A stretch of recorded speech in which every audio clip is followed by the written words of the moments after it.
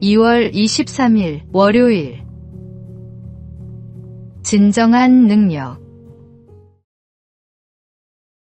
넷플릭스 드라마 캐셔로가 화제입니다.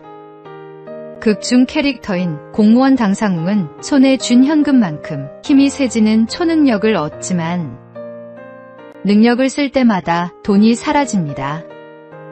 그는 돈이 아주 많았으면 착하게 살았을 텐데라고 생각하지만 정작 어머니가 평생 모은 3천만 원을 손에 쥔 날, 추락하는 버스를 구하며 진정한 영웅이 됩니다.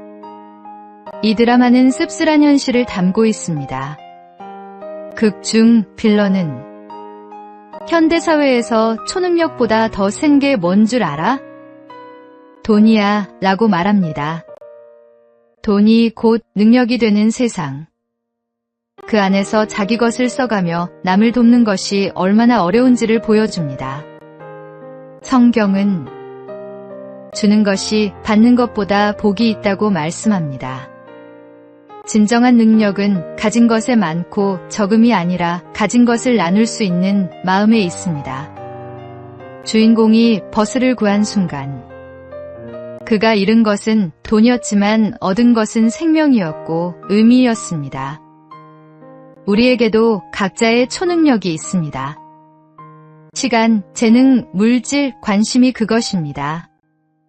그것을 움켜쥐고 있을 때는 무거운 짐이지만 나눌 때 진정한 가치가 됩니다. 하나님께서는 우리가 가진 작은 것이라도 기꺼이 나누기를 원하십니다. 나누는 것, 그것이 진짜 능력입니다. 오늘의 말씀. 주는 것이 받는 것보다 복이 있다. 오늘의 만나. 가진 것을 나누는 일은 쉽지 않습니다. 하지만 그 순간 우리는 하나님의 사랑을 전하는 통로가 됩니다.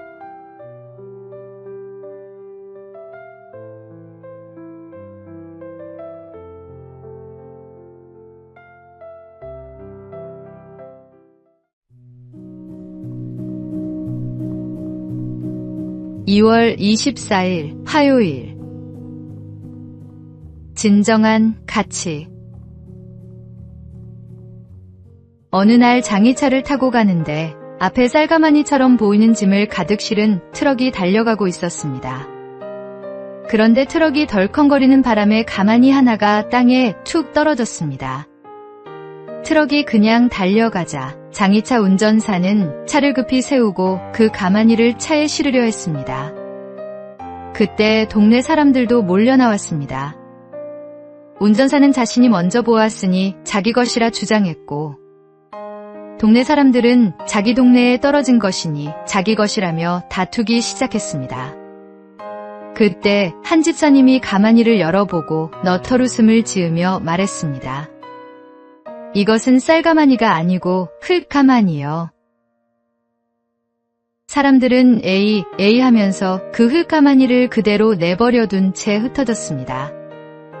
사람들은 무엇 때문에 싸우는지도 모른 채 열심히 다투며 살아갑니다. 욕심이 눈을 가리면 진정한 가치를 분별하지 못합니다. 선한 마음으로 차근히 노력하면 얻을 수 있는 것을 굳이 싸우며 얻으려는 것은 어리석은 일입니다. 우리는 분별 있는 그리스도인으로서 세상의 헛된 다툼에서 벗어나 진정한 가치를 추구해야 합니다. 주님께서 주시는 지혜로 참된 것과 헛된 것을 구별할 수 있어야 합니다. 오늘의 말씀. 마음이 청결한 자는 복이 있나니 그들이 하나님을 볼 것임이요. 오늘의 만나. 세상의 헛된 욕심에 흔들리지 말고 하나님께서 주시는 지혜로 진정한 가치를 분별하는 삶을 살아가십시오.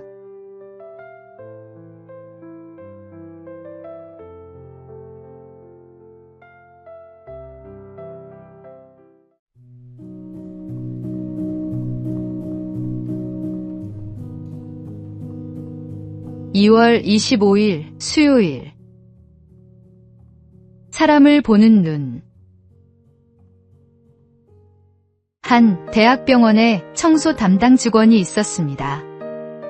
그는 매일 새벽 병원 복도를 청소하며 환자들과 인사를 나눴습니다. 어느 날 한 교수가 그에게 물었습니다. 매일 환자들과 대화를 나누시는데 힘들지 않으세요? 그는 웃으며 답했습니다. 저는 환자분들을 환자로만 보지 않아요. 누군가의 부모님이고 자녀이고 친구예요. 그분들의 이야기를 들어주는 것만으로도 위로가 된다면 기쁩니다. 몇 년 후 그 교수는 큰 병에 걸려 입원했습니다. 어느 날 새벽, 청소 직원이 병실 문을 두드렸습니다. 교수님, 괜찮으세요? 오늘은 얼굴이 좀 안 좋아 보이시네요. 교수는 그제야 깨달았습니다. 자신은 환자들을 병명으로 대했지만 이 청소 직원은 사람들을 사람으로 대했다는 것을. 예수님께서는 서로 사랑하라고 말씀하셨습니다. 진정한 사랑은 상대방의 직함이나 위치가 아니라 그 사람 자체를 보는 것입니다. 우리는 사람을 만날 때 어떤 눈으로 바라봅니까? 이용할 수 있는 도구로 보는지, 아니면 존중해야 할 인격으로 보는지, 그 차이가 관계의 깊이를 결정합니다. 오늘의 말씀. 각각 자기보다 남을 낮게 여기고 각각 자기 일을 돌볼 뿐더러 또한 각각 다른 사람들의 일을 돌보아. 오늘의 만나. 오늘 만나는 사람을 직함이나 역할이 아닌 하나님의 형상으로 지음받은 귀한 존재로 바라보시기 바랍니다.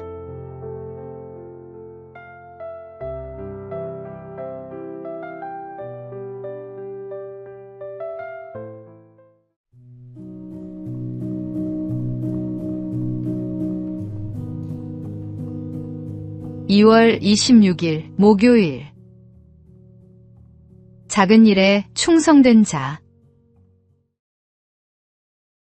한 대기업 인사팀장이 신입사원 면접에서 받은 이력서들을 살펴보고 있었습니다. 화려한 스펙들이 가득했지만 한 지원자의 이력서가 눈에 띄었습니다. 경력란에 편의점 야간 아르바이트 3년이라고 적혀 있었습니다. 면접장에서 팀장이 물었습니다. 편의점에서 3년이나 일했다고요? 지원자가 답했습니다.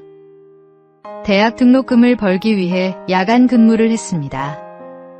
처음엔 단순히 돈을 벌기 위해 시작했지만 어느 순간부터 제 일에 책임감을 느꼈습니다. 진열대 정리, 재고 관리, 손님 응대 하나하나에 최선을 다했습니다. 팀장이 다시 물었습니다. 그게 지금 우리 회사에 입사하는 것과 무슨 상관이 있나요? 지원자는 담담히 대답했습니다. 작은 일에 충실하지 못한 사람이 큰 일을 맡을 수 있을까요? 그는 합격했습니다.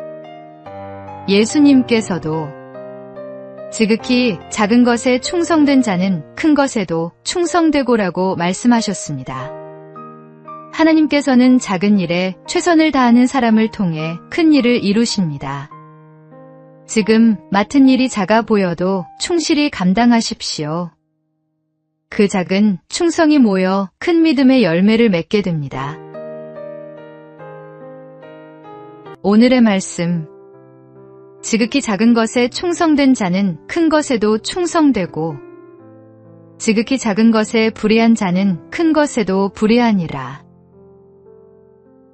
오늘의 만나.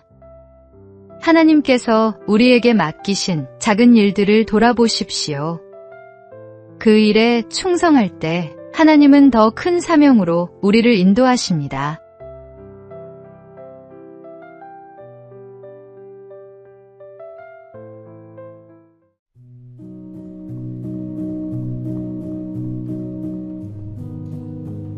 (2월 27일) 금요일. 당신만을 위한 귀. 젊은 부부가 친구들을 저녁 식사에 초대했습니다. 만 1살 된 아기는 2층 침대에 잠들어 있었습니다. 거실에서는 회사에서 있었던 일들을 나누며 즐거운 시간을 보내고 있었습니다. 떠들썩한 웃음과 음악 소리로 집안이 가득했습니다. 그런데 갑자기 젊은 여주인이 얘기하다 말고 자리에서 벌떡 일어나 2층으로 올라갔습니다. 아기의 울음소리를 들었기 때문입니다. 다른 사람들은 아무도 듣지 못했습니다. 모두가 이야기와 음악에 심취해 있었지만 어머니만은 달랐습니다. 어머니이기에 그 작은 울음소리를 들을 수 있었던 것입니다. 하나님도 마찬가지입니다. 우리의 울음소리에 귀를 기울이고 계십니다. 당신이 목마르고 배고프고 슬프고 힘들어서 울 때마다 하나님은 그 울음을 달래주기 위해 달려오십니다.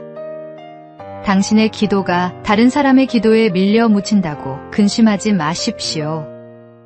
사람들이 돌아보지 않아도 하나님은 당신을 향해 뛰어올 준비가 되어 계십니다. 세상의 소음이 아무리 크더라도 하나님은 당신의 작은 신음까지도 들으십니다.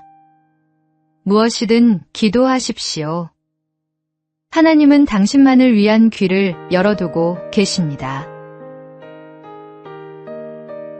오늘의 말씀. 아침에 주께서 나의 소리를 들으시리니 아침에 내가 주께 기도하고 바라리이다. 오늘의 만나. 오늘 작은 기도라도 주님께 올려드리시기 바랍니다. 그분은 당신의 기도를 듣고 계십니다.